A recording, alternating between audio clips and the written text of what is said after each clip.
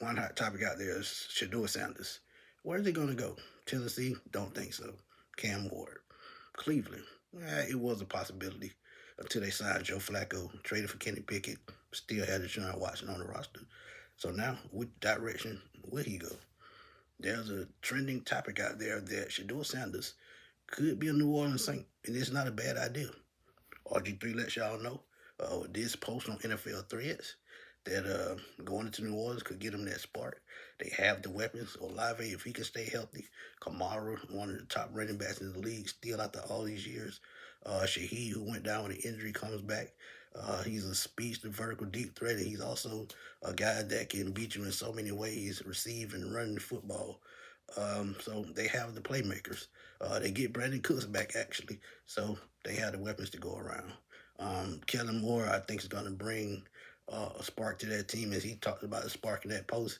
I think Kellen Moore's offensive mind could help pick that team up, because they can still build pieces on defense to make that team competitive. Will they compete strong in 2025? Don't know yet, but anything can happen. It's the NFL. But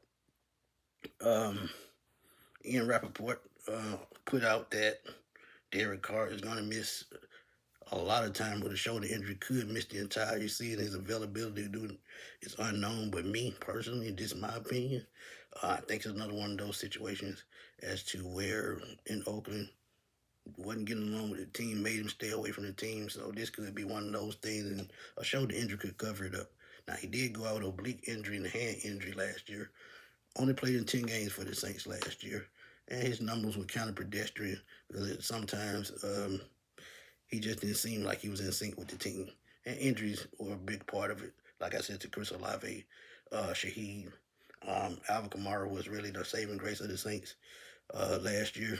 But Derek Carr had a little bit over 2,000 yards, 15 touchdowns, 5 interceptions in 10 games.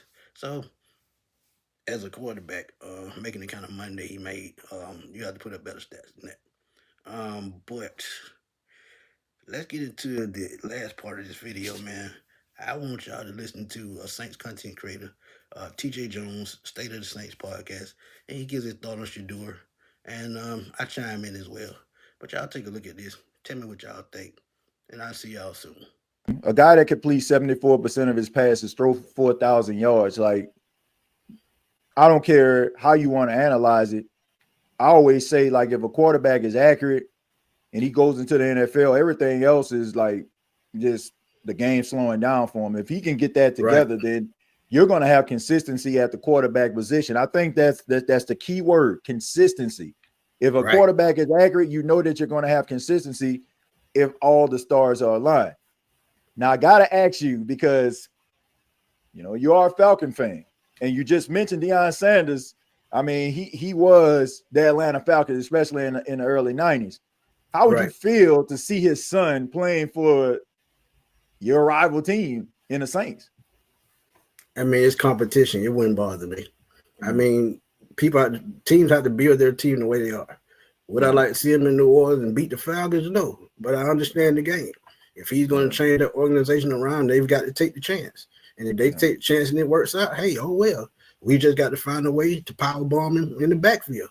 If we can't do that, hey, you know what time it is. But I don't have a problem with it.